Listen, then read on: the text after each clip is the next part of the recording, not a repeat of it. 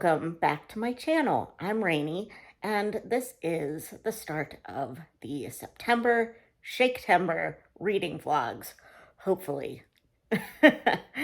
The format of Shaktember this year is just going to be weekly discussion videos about three plays, one from each of the hosts, myself, Lukash from A Cruel Reader's Thesis, and Jason from Old Blues Chapter and Verse. And we are, and then we are going to do sonnets at the end. Normally in the past, we have done like dedicated sit-down discussion videos on each of the plays. But I decided this year I was just going to do like casual vlog style reading, like kind of a beginner's guide to reading and experiencing Shakespeare. I thought it would just be more fun to just kind of walk you through my time reading each play and picking out quotes that I really like, talking about my reactions when I read certain parts, that kind of thing. Kind of like a typical reading vlog, but with Shakespeare. So this week, let me hold up my big behemoth book, which sadly I'm going to have to cart this to work with me today because I didn't think through enough to get a smaller copy from the library. But we are going to be reading All's Well That Ends Well. I believe this was Lukash's pick. I could be wrong. If I am, I will put it on the screen, but I think it was Lukash's pick. And I was thinking that I had read this play before or seen it or something, but I went and read the synopsis and I do not remember anything about it. So I'm thinking maybe I never did read it. So that's going to be cool to read a Shakespeare comedy, no less, that I've never read, because I really gravitate towards Shakespeare's comedies. And I really thought that I had read most, if not all of them. So I'm really excited to know that there's one that I still have yet to read. So you will be coming along with me on that journey. Also, for Shaktember, I decided, because I like to craft and I like to cross-stitch, I am going to be starting a Shakespeare-themed cross-stitch today. And I am going to be doing the Shakespeare Quotes pattern by Taylor and Cromwell on Etsy. And I am actually going to be salling this, which basically means stitch along, or in many cases a start along, because a lot of people don't like finish in the same amount of time, with my friend Tara from the Recovering Book Hoarder. She already had this pattern, and when I showed it to her, she's like, oh, I have that. We should do that together. So we are going to start this today, and I'm going to take it all to work with me and hopefully get some time to put some stitches in during some breaks. So yeah, I've rambled on long enough for this intro. Let's get to reading. Actually, let's get to working because I got to go to work. But I will check in with you later tonight. Okay, bye. Hello, friends. It is now Thursday night, and I was able to get through Act 1 of All's Well That Ends Well. I definitely have never read this one before, which kind of, like I said, shocks me a little bit, but I'm really enjoying it so far.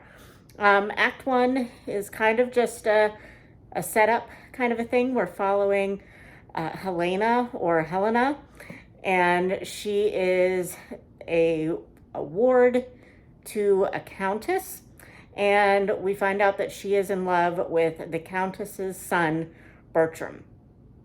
And Bertram apparently wants nothing to do with her, presumably from the synopsis that I read, because of her low birth. So we don't really get a sense of him really being a jerk at this point. He just doesn't have any interest in her in a relationship, but she is like head over heels in love with him, and he just totally ignores her. But I really, really love the Countess and her relationship with Helena. I love that these characters are um, just so loving to each other, and she really treats the girl like her daughter, and even like basically tells her that like I am basically your mother, because her father, Helena, Helena's father was a like really well known physician, and sorry, this lighting is horrible. um, and he has died, and but um, the physician was really well respected, and he was the physician to the King of France, which, surprisingly, is where Bertram is headed to be his. Sorry, I'm having to cut out a few coughs. I've been talking a lot today. um, so, yeah, that's as far as we've gotten so far.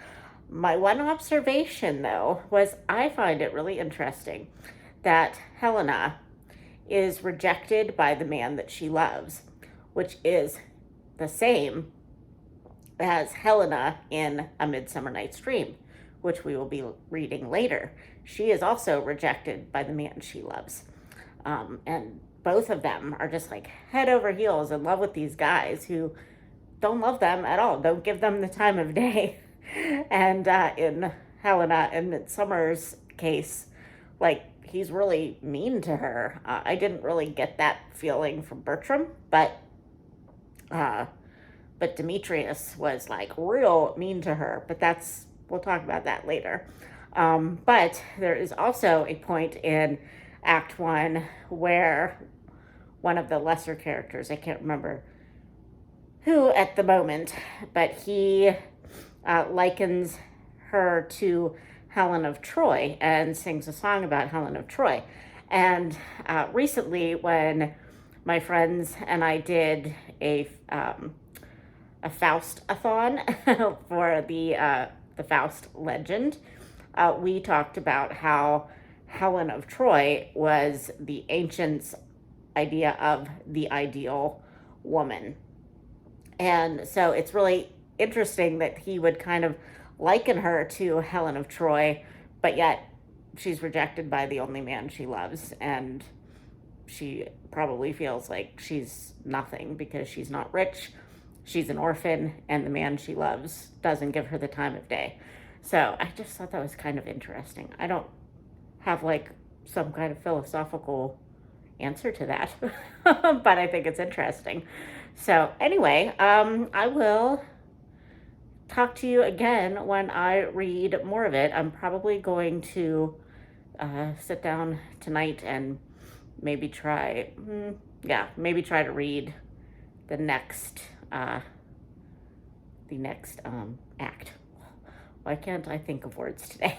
The one thing, I have been listening to an audiobook version of this as I read, and if you're going to do that, I recommend that you don't just listen to it, that you actually do have to follow along with the text, because I have not yet found a audiobook version of any play that tells you who is speaking at the time they're speaking. So you have no clue because you're not seeing them, and you're not being told like, this is Bertram, this is Helena, all that stuff. So I definitely suggest that if you're going to listen to an audiobook, that you follow along in a physical version.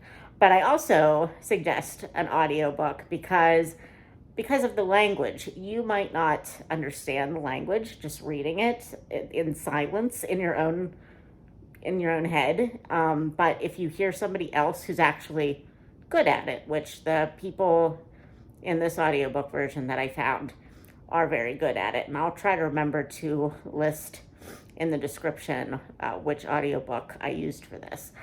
But they are very good, and it's like at least two people going back and forth, and it's really helping a lot. So it's making it very understandable to me. Like I'm having no problems with it at all, even though this is my first read through. So I definitely recommend that little hack for reading Shakespeare. So, all right, I've talked on long enough. I will talk to you when I get maybe the next couple of acts done.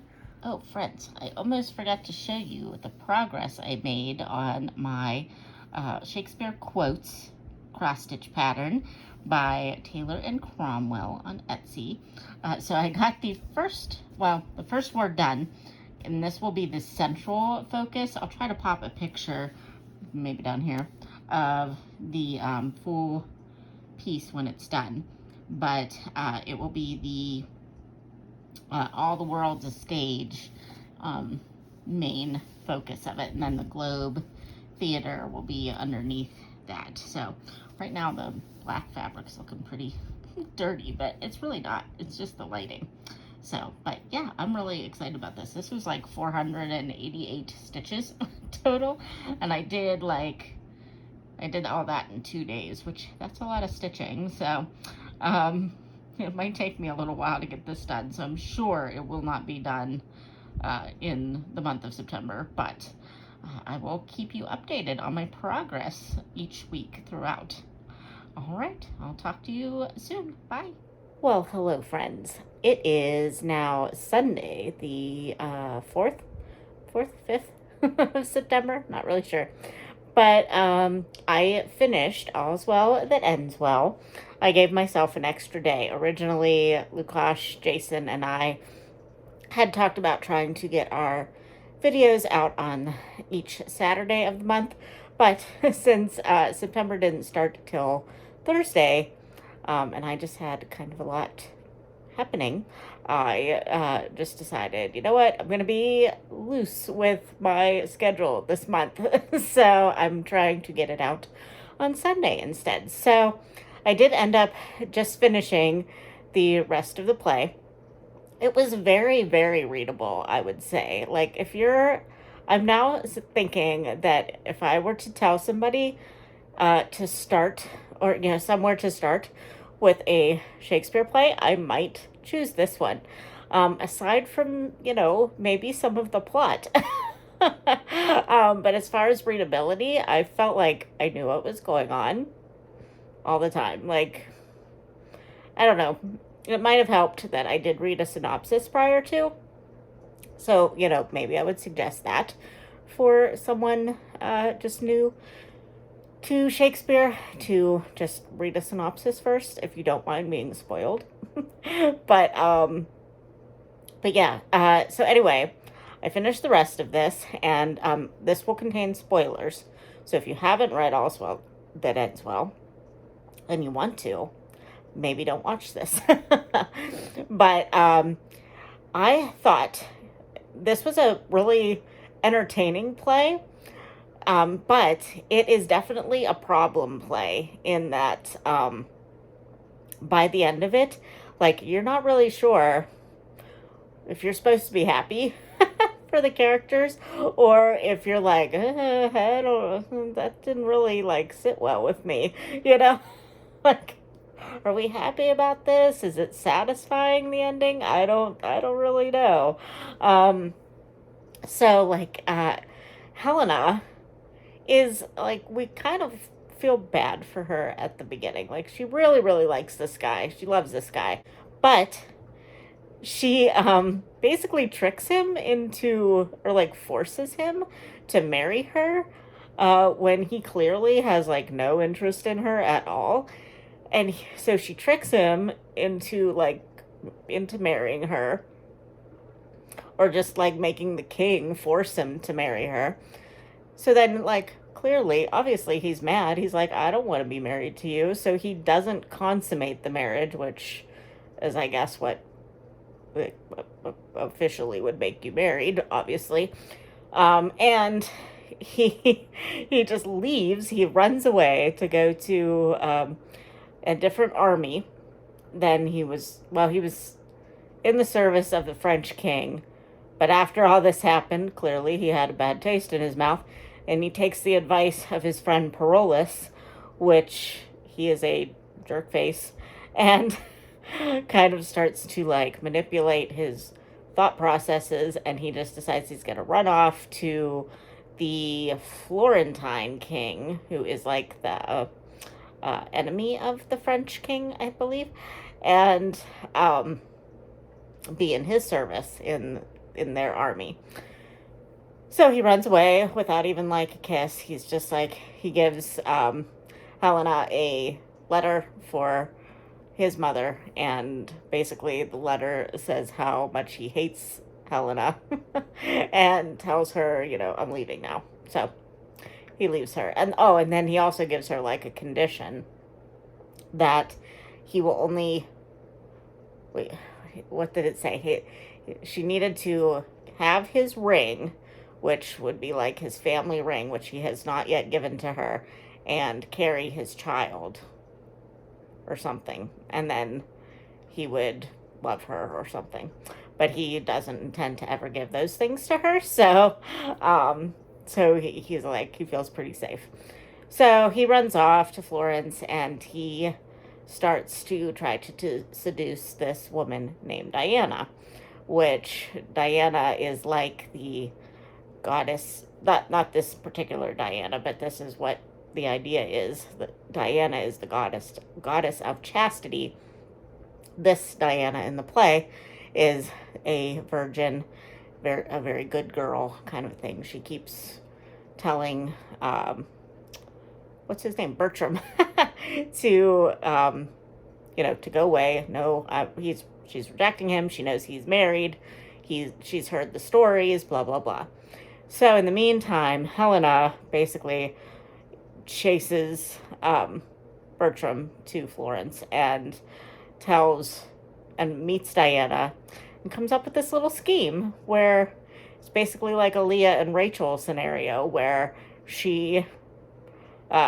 Diana pretends that she's going to sleep with Bertram, but in the darkness, in the last minutes, switches with Helena, and Helena sleeps with him, her rightful husband, technically, and gets pregnant, and somehow gets his ring. So, blah blah blah. Long story short, the ending happens, where like everything, all's well that ends well, which is actually something that Helena says twice towards the end of the book. And it's basically, we call it title spotting in BookTube, where the actual title of the book or play is in the pages of the book. And but it's almost like she's trying to convince herself that like the ends justifies the means, and she just keeps telling herself that all's well that ends well. It's fine. It's all great. I'm happy now. I'm trying to convince myself that I'm happy now. I got my man, even though he really doesn't like me, and I had to trick him even to sleep with me, even though he really wanted to sleep with this other lady. Like, so by the end of it, the reader's kind of left like, huh? Well, I mean, yay, I guess. She got her husband. She got her baby, I guess. That's great. I don't. So, yeah, I don't really know. But it was very entertaining, if nothing else. I still need to watch a version of this play. I'm going to check BritBox, because I was told that there are some Globe Theater productions of various plays on BritBox, so I'm going to check that, if not YouTube. But this vlog is already long enough, so I am going to end it here, and I'll tack it on to next week's, the beginning of next week's Shaktember vlog. So all in all, I would say that I really enjoyed my first reading of All's Well That Ends Well. However, I'm kind of like in the like, is that a happy ending, or is that like a, that's really not that great ending, but yeah, it was interesting to say the least. And like I said earlier on, I really did enjoy the female friendship dynamic with, say, the Countess and Helena, and even Helena and Diana to a point. It was kind of more of a business transaction, I guess you'd say, because ultimately Helena paid for Diana's dowry so that she could find a good, like a better caliber of man to marry eventually. So, she did help her out, but I guess I can't really call it a friendship. But I just liked that there were so many female characters in this, and they were all kind of like conspiring against this one jerk face guy, which that was kind of cool. But at the same time, I'm kind of like, Helena, you were kind of a jerk face too. Like, that's not cool to like trick a guy into sleeping with you. We kind of frown upon that in today's world. So, but oh well. So, these are the ancients. We have to, try to suspend our disbelief at some point. So, but anyway, let me know below if you read All's Well That Ends Well with Us and what you thought, and if you have any good recommendations for versions that I should check out to actually watch. So yeah, I will talk to you in next week's vlog. All right, friends, bye.